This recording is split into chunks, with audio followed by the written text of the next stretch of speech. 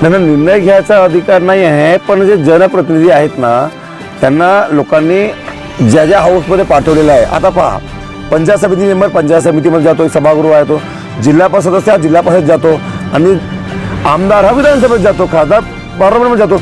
मग समजा तिथं सत्ता पक्षाचे जरी ते खासदार किंवा आमदार किंवा प्रतिनिधी असतील तर त्यांनी त्या विषयाचा विरोध केला पाहिजे ना बेंचवरती. ते विरोध नाही करत आहे, याच्या हातात रबर स्टॅम्प आहे. त्यांनी जर विरोध केला असता सत्तेत राहू नये तर मग त्यांना मी रबर स्टॅम्प नाही म्हटलं असतं की नाही साहेब, माझ्या मतदारसंघातील लोक असं म्हणतात की हा घेतला निर्णय चुकीचा आहे, याच्यामुळे सामान्य माणसाचं जीवन विस्कळीत होऊ शकतो, म्हणून तुम्ही हा निर्णय बदलला पाहिजे किंवा याच्यावरती चर्चा झाली पाहिजे. पण ते असंही म्हणत नाही, म्हणून मला म्हणायचं ते रबर स्टॅम्प आहे असं मला म्हणायचं आहे. दर्शकों, आप देखना शुरू कर चुके हैं बापू वार्ता न्यूज़ नेटवर्क। हाल ही में गोंदिया जिले के अंतर्गत गोरेगांव तहसील में जय संघर्ष वाहन चालक मालक संगठना का जो है स्टीयरिंग छोड़ो आंदोलन जो चल रहा है और साखड़ी उपोषण, यह 10 जनवरी से चल रहा है और आज देखा जाए तो तकरीबन आज का 5वां दिन है। और यहाँ पे जो एनसीपी के युवा नेता है तिरोड़ा गोरेगांव विधानसभा क्षेत्र के रविकांत गुड्डू बुपचे, इन्होंने यहाँ के जो जय संघर्ष वाहन चालक मालक संगठना के जो पदाधिकारी है, यूनियंस के ड्राइवर भाई है, इनसे आज मुलाकात की। इसी संदर्भ में हम इनसे खास चर्चा करना चाहेंगे। क्या बताना चाहोगे सर, जिस तरीके से आज इनका जो उपोषण चल रहा है? कैसा है, सबसे पहले तो आपका जो लोकशाही में चौथा स्तंभ होता है मीडिया, आपका बहुत बहुत धन्यवाद कि आप इन हमारे ड्राइवर बंधुओं की आवाज़ जनता तक और आपके मीडिया के माध्यम से सरकार तक पहुंचाने का एक प्रयास कर रहे हैं, इसलिए आपका चैनल का बहुत बहुत धन्यवाद। पिछले 10 दिनों पहले एक हिट एंड रन कानून जो लागू हुआ है, ये कानून बिना सोचे समझे जिसके ऊपर किसी भी ना चर्चा करते हुए लिया गया एक निर्णय है। आमतौर पर क्या होता है, हम कोई भी जब जीआर बनाते हैं, निर्णय बनाते हैं, तो उसके ऊपर देश में पक्ष विपक्ष के जो भी इलेक्टेड मेंबर्स होते हैं, सांसद होते हैं, उनके बीच में पहले उस पर एक बहस होती है। और बहस में फिर क्या होता है कि उसके किसी भी जब नियम जब लगता है, जीआर जब बनता है, तो उसके मेरिट्स और डीमेरिट्स, उसके अच्छाइयाँ उसकी बुराइयाँ, इन पे जब तक चर्चा नहीं होती तब तक वो लागू नहीं होना चाहिए। क्योंकि जब चर्चा होती है तो उस पर दोनों उसके मेरिट्स और डीमेरिट्स के ऊपर चर्चा करते हैं। पर क्या हुआ, अभी देश में जो लोकशाही चल रही है हमारी, वो लोकशाही ना होकर हिटलर से ही चल रही है। मेरा ऐसा ही व्यक्तिगत मानना है कि हिट एंड रन जो कानून बनाया गया है, यह एकदम गलत तरीके से बनाया गया है, जिसके ऊपर कोई भी चर्चा ना होते हुए बनाया गया है। और ये आपको ही पता है कि इसके ऊपर जब विपक्ष के सांसदों ने चर्चा के लिए समय मांगा और चर्चा करना चाहिए, तो हिंदुस्तान के राजनीति में ऐसा पहली बार हुआ कि 150 लगभग 143 सांसद लोगों को एक साथ सस्पेंड किया गया है। उन्होंने कहा कि इस विषय में चर्चा तो करो आप, तो बगैर चर्चा किए उनको सस्पेंड कर दिया गया, क्योंकि उनको इसके अलावा और भी कई ऐसे कानून थे जो पास कराने के थे जो जन विरोधी थे। तो मेरा कहना है कि एक जब रास्ते पे एक्सीडेंट होता है तो इसमें 100% ड्राइवर की गलती नहीं रहती है, कई बार इसमें हमारे जैसे सिविलियंस की भी गलती होती है। तो और एक्सीडेंट का शब्द ये बना है, एक्सीडेंटली होते हैं एक्सीडेंट, मतलब हेतु पुरस्कर कोई ड्राइवर भी नहीं चाहता कि वो उसके ऊपर गाड़ी चलाना हो करके, वो 100 में, हजारों में, लाखों में 0.1% जो होते हैं, जो जिसको आप कहते हैं कि घात होता है, घातपात, तो वो जानबूझ से किए हुए 0.1% लोगों का घातपात के लिए आप इस देश में 99.9% लोगों को दोषी ठहरा सकते हैं ना। मतलब एक आदमी को सजा देने के लिए आप 1 लाख लोगों को सजा के लाइन में खड़े कर रहे हैं, तो ये गलत है।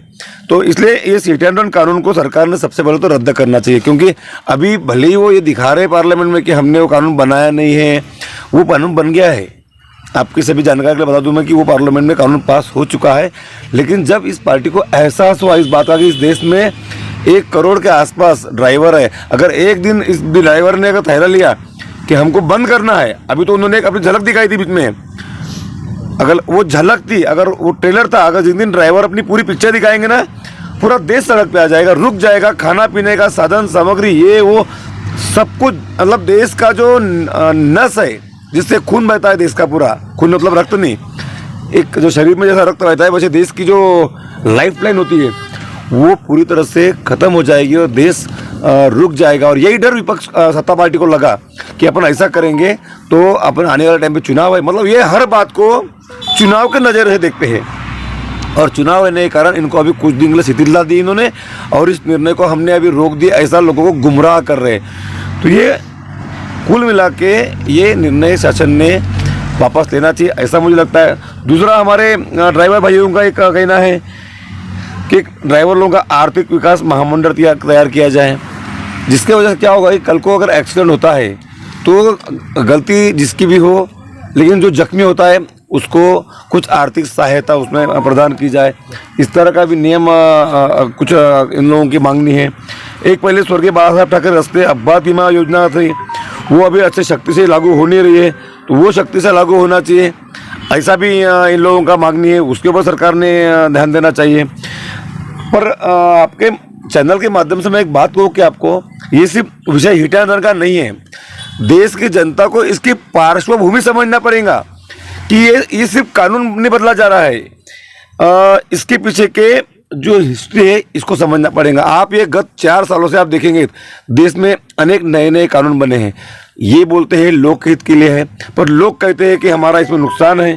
तो फिर ये कानून अगर जनता के हित के नहीं बन रहे हैं तो फिर ये कानून बना क्यों रहे ऐसे? आप देखेंगे बीच में एक कानून आया था किसान विरोधी, वो 3 कानून लाए थे, वही पहले लिए, फिर बोले कि हम वापस लेते हैं। 1.5 साल तक किसान लोग बैठे रहे, तब जाके बड़े मुश्किल से उन्होंने अभी भी वो पेंडिंग में रखे, वापस नहीं लिए। ये 2024 के चुनाव के बाद वापस उन कानून को वो लोग एक्सेप्ट करेंगे। तो मैं विषय बोल रहा था कि पार्श्वभूमि को समझना पड़ेगा इस देश के लोगों को कि ये सरकार इस तरह निर्णय ले क्यों रही है। क्या हुआ, इस देश में जितने भी आर्थिक जिनमें उलाढाल ज़्यादा है और जिनमें फ़ायदा ज़्यादा है, सरकार की नज़रें उन डिपार्टमेंट पे है। आप बोलेंगे कि ट्रांसपोर्ट का विषय है, ड्राइवर बंदों का विषय, ये बाकी विषय क्यों ला रहे हो? मैं उन विषयों पे आऊँगा, लेकिन उसका संबंध इन विषयों से है करके मैं एलैबोरेट कर रहा हूँ विषयों को, ताकि देश की जनता को भी समझ में आए कि सरकार के निर्णय कैसे गलत होते हैं। आप देखेंगे कि जैसे एयरपोर्ट इस देश के वो प्रॉफिट में चल रहे थे, हम वो प्राइवेट हाथों में दे रहे हैं। देश की रेलवे सबसे प्रॉफिट में थी हिंदुस्तान की, हम वो प्राइवेट हाथों में दे रहे हैं। मैं किसी कंपनी का नाम नहीं लेता, प्राइवेट हाथों में जा रही है। अभी आप देखेंगे कि जब कोविड का टाइम था तब पूरे देश कोविड में बंद हो गया, बड़ी बड़ी नौकरियां लोगों की चले गई, सब गाँव में वापस आए। मतलब गाँव का जो आदमी शहरों में नौकरी करता वो भी गाँव में आके बैठा। क्यों बैठा? तो एक ही ऐसा व्यापार था, एक ही ऐसा उद्योग था देश में, इसका भट्टा नहीं बैठा जो सुखी था, वो कृषि विभाग। और कृषि विभाग पे नजर पड़ी इन लोगों की, अरे बाप रे, मतलब हम लोग पूरे देश का बाकी सब तो खरीद लिए, पर हम कृषि पे कैसा कब्जा करें? तो कृषि के लिए वो गलत कानून इन्होंने बनाए, जिसके अंतर्गत किसान आगे आने वाले टाइम पे खेती ना कर सके। उसको इलेबरेट नहीं करता, वो कानून को इलेबरेट करने जाऊंगा तो बहुत समय लगेगा। तो तब इनकी नज़र कृषि विभाग पे गई। नमस्कार। उसके बाद अभी आता हूँ मैं ट्रांसपोर्ट पे। जब कृषि पर नजर गई तब इनकी नजर गई देश में कि और एक ऐसा देश का सबसे प्रॉफिटेबल उद्योग है कि जिसमें एक दिन में 1000 करोड़ों की हेरफेर होती है, मतलब उड़ान होती है। तो क्या हम इसको भी अपने हाथ में ले सकते हैं यार? ये सिर्फ एक्सीडेंट तक का सीमित विषय नहीं है, इनकी नज़र पूरे ट्रांसपोर्ट विभाग पे है अभी। यानी अभी ये धीरे धीरे जो प्राइवेट लोगों के ट्रक है, प्राइवेट ड्राइवर से जो नौकरी करते हैं, ये सब धीरे धीरे क्या हो जाएगा, तंग आ जाएंगे और एक आध दो एक्सीडेंट में फटका बैठेगा, किसी को 7 लाख की सजा हो जाएगी। तो बाकी ड्राइवर लोग डर जाएंगे और डरने से लोग नौकरियां ड्राइवर करने की छोड़ देंगे। मतलब ये जो प्राइवेट देश में ट्रांसपोर्ट चलता है, इसके ऊपर भी सरकार को कब्जा करना है। सिर्फ सरकार, मतलब सरकार के जो नुमाइंदे हैं ना, जो सरकार बैकडोर चलाते हैं इस देश के, उनका इस पर नज़र है। तो जैसे कृषि में भी वही घुस गए, रेलवे में घुस गए, BSNL में घुस गए, एयरपोर्ट में घुस गए, कृषि में घुस गए, बड़े बड़े गोदाम बन गए उनके। अब उनकी नज़र इस देश के ट्रांसपोर्ट पे है। इस देश का उद्योगपति अब ट्रांसपोर्ट भी खुद का खोलने वाले, उनकी खुद की गाड़ियाँ रहेंगी, उनकी लॉरियाँ रहेंगी, और जो उनके हिसाब से चलेंगे वैसे उनके ड्राइवर भी रहेंगे। जिस तरीके से जो माननीय देश के पंतप्रधान नरेंद्र जी मोदी है और देश के गृह मंत्री अमित शाह जी, इन्होंने जिस तरीके से जो पार्लियामेंट में कहा था कि आकस्मिक मृत्यु हो सकती है, अननेचुरली हादसा हो सकता है ड्राइवर के हाथ से, और उस इंसान को 7 लाख रुपए का जुर्माना और 10 साल की जेल, ये कहाँ का इंसाफ है? वही तो मैं आपसे कह रहा हूँ। समझ लीजिए रोड पे एक्सीडेंट हो रहा है, ड्राइवर भी जख्मी हो गया है उसमें, और उसके अंदर थोड़ी सांसें चल रही है, ड्राइवर की बोल रहा हूँ मैं। पर उसको अगर उस वक्त ये बात का ख्याल आ गया कि अगर मैं बच गया तो मुझे जेल होने वाली है 7 साल की, मुझे 10 लाख देने पड़ेंगे। तो वो बचने वाला ड्राइवर भी वो सोच के ही मर जाएगा बेचारा, वो तो कि मुझे तो 10 लाख कल और जिंदा हो गया तो भर के देने करके। तो मेरा ये मानना है कि ये कानून टोटली गलत है, इसमें सुधारना करो, इस पर चर्चा करो। चर्चा करने से क्या होगा, विपक्ष के साथ जब बैठेंगे, विपक्ष के सांसद रहेंगे, वो इसके मेरिट्स डिमेरिट्स, चाहे सत्ता पक्ष के भी सांसद होंगे, उनमें से भी कई लोग ऐसे बंधुआ मजदूर जो सांसद हमारे देश के जा रहे हैं, जो बोल नहीं पा रहे हाउस में, उनको ही पता ये नियम गलत बना हुआ है। पर अब ऐसा है, बोलेगा कौन विषय पे, ये प्रॉब्लम है, इसलिए कोई बोल नहीं रहा है। मेरा तो डायरेक्ट आरोप है, शायद अभी तक किसी ने बात बोला कि नहीं बोला, ये सिर्फ हिट एंड रन का विषय नहीं है। समूचे देश के ट्रांसपोर्ट विभाग को इस देश के बड़े उद्योगपति हथियाना चाहते हैं और ये सब ड्राइवर लोगों को बाद में घर में खाली बिठाना चाहते हैं। कुल मिला के देश से इकोनॉमी चंद लोगों के हाथ में आनी चाहिए। गरीब आदमी का 100 रुपया है, इन 9 सालों में 10 रुपये बन गया है, और अमीरों का 100 रुपया 10,000 बन गया है। और इस तरह की पॉलिसियाँ देश में अडॉप्ट की जा रही है, तो आने वाले टाइम पे इसके लेकिन बड़े नुकसान देश के सामान्य नागरिक को भुगतने पड़ने वाले हैं। एक सवाल करना चाहूँगा आपसे मैं, आप एक युवा नेता हो, मानो कि लोकसभा विधानसभा के चुनाव आते हैं, चुनाव के समय कई गाड़ियाँ प्रचार के लिए लगती है, उस समय इसका झटका जो है सारे स्टेट में ही गिरने वाला है। ड्राइवर भाइयों ने भी आह्वान किया है। बराबर ना, देखो आज इतने सारे अपने यहाँ पे करोड़ों परिवार है जिनकी उपजीविका उनके ट्रांसपोर्ट पे, ड्राइवरी पे, या छोटे मोटे जो टाटा सुमो, स्कॉर्पियो है, अपनी जो गाड़ियाँ चलाते इस पे है। अगर कल को ये सब नियम लागू होंगे तो उस पर अंकुश तो लगेगा, इनके पेट पे लात पड़ेगी। अब उनका तो ऐसा है, उनका भरोसा अब तो वो तो जो प्रचार जो यंत्रणा है उस पर है ही नहीं ना, उनका तो ईवीएम पे भरोसा है पूरा, इसलिए उनको टेंशन नहीं, कल प्रचार हो ना हो, गाड़ियाँ चले ना चले, उनको इससे फ़र्क नहीं पड़ता है। उनको पता है उनका ईवीएम का प्रचार जोरों से चलने वाला है और उसी भरोसे उनकी नैया पार होने वाली है। आपको ऐसा लग रहा है कि भाजपा सत्ता यह अपनी हिटलर शाही जहाँ वहाँ दिखा रही? ऑफ कोर्स दिखा रही है। जब देखो कोई भी अगर कोई भी नियम बनाते हैं और अगर वो जिनके लिए नियम बनाते हैं वही लोग बोलते हैं कि नहीं हमारा इसमें नुकसान है, तो बदल देना चाहिए ना। आप अपनी हेकड़ाई लगा रहे हो कि नहीं तुमको मानना पड़ेगा, ये कानून मानना पड़ेगा, तो मतलब ये कानून देश विरोधी है, जन विरोधी कानून बना रहे पूरे, बिल्कुल गलत है कानून। दर्शकों, वाहन चालक मालक संगठन के बारे में जो है राष्ट्रवादी के युवा नेता जो है रविकांत गुड्डू बुपचे, इन्होंने जो खास जानकारी दी। इसी पश्चात हमारे साथ जो है कांग्रेस के वरिष्ठ नेता जो गोरेगांव तहसील के मल्लेश्याम जी एरोला यहाँ पे वाहन चालक मालक संगठन को जो है भेंट देने आए। इनका जो स्टीयरिंग छोड़ो आंदोलन विगत कुछ दिनों से चल रहा है, इसी पश्चात जो हिट एंड रन जो कायदे का विरोध पूरे ड्राइवर भाई कर रहे हैं, तो इस बारे में हम जानकर लेना चाहेंगे। क्या बताना चाहोगे सर, जिस तरीके से आंदोलन चल रहा है? ये जो चालक संगठन के जो बेमुद्दत अनशन हुआ, इसके पहले भी और आज भी हो रहा है, यह बेमुद्दत अनशन, यह स्टीयरिंग छोड़ो आंदोलन जो है इन लोगों का, ड्राइवर पेशों का, ये स्टीयरिंग छोड़ो नहीं है, इनका ये घर बार छोड़ो आंदोलन है।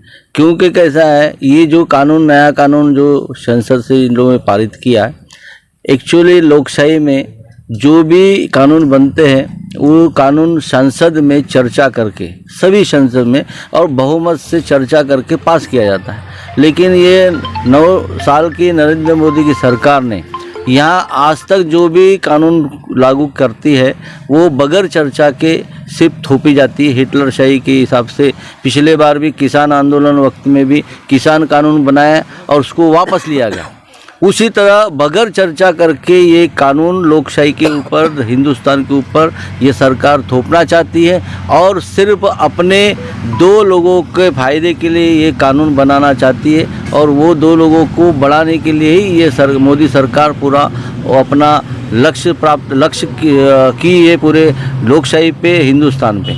इसलिए हमारा आरोप है कि यह लोकशाही के लिए बहुत बड़ा घातक है। और इन नरेंद्र मोदी की सरकार ने आज जो हर एक कानून में, हर एक जो जनता को लोकशाही के हिसाब से संसद में सभी सांसदों को विचार करके, चर्चा करके जो कानून बनता है वो सबके हित में रहता है। लेकिन यह सरकार सिर्फ 2 लोगों के डायरेक्शन पे ये कानून बनाने का काम कर रही है। इसलिए हमारा सभी ये लोकशाही के ऊपर से पूरा हम सब का विश्वास उड़ गया है। इसलिए हमारा ये जो ट्रक ड्राइवरों का जो आंदोलन चल रहा है, उसी प्रकार सभी लोगों के यानी जन हितैषी जो लोग हैं उनका बहुत ही बड़ा नुकसान होने वाला है। इसलिए हम इसके विरोध में हम इनको समर्थन करते हैं। ये मेरा शब्द है। एक सवाल करना चाहता हूँ, छोटा सा है। देश के जो पीएम हैं, जब किसानों के जब 3 बिल पास किए थे उन्होंने, और उसके बाद में जब काफ़ी किसानों ने आक्रोश जताया था, फिर देश के पीएम ने माफ़ी मांगी थी। उस समय भाजपा सत्ता ने जो है अपनी हुकुमशाही के तौर पे दबाव बनाने की कोशिश की थी।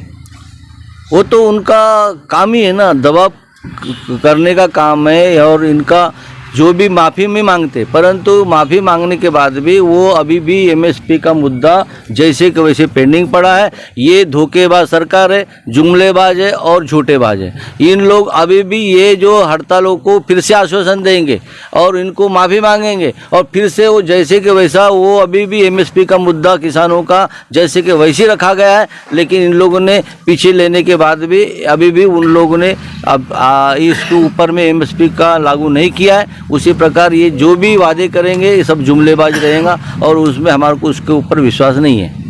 तो दर्शकों, आपने देखा जो राष्ट्रवादी के युवा नेता है रविकांत गुड्डू बोपचे, वैसे कांग्रेस के वरिष्ठ नेता है मलेशाम जी एरोला, ये वाहन चालक मालक संगठन को भेंट देकर उन्होंने क्या कहा। ऐसी ही खबर देखने के लिए बापू वार्ता न्यूज़ नेटवर्क को सब्सक्राइब कर बेल आइकन पर प्रेस कीजिए। गोंदिया से देवेंद्र दमाए।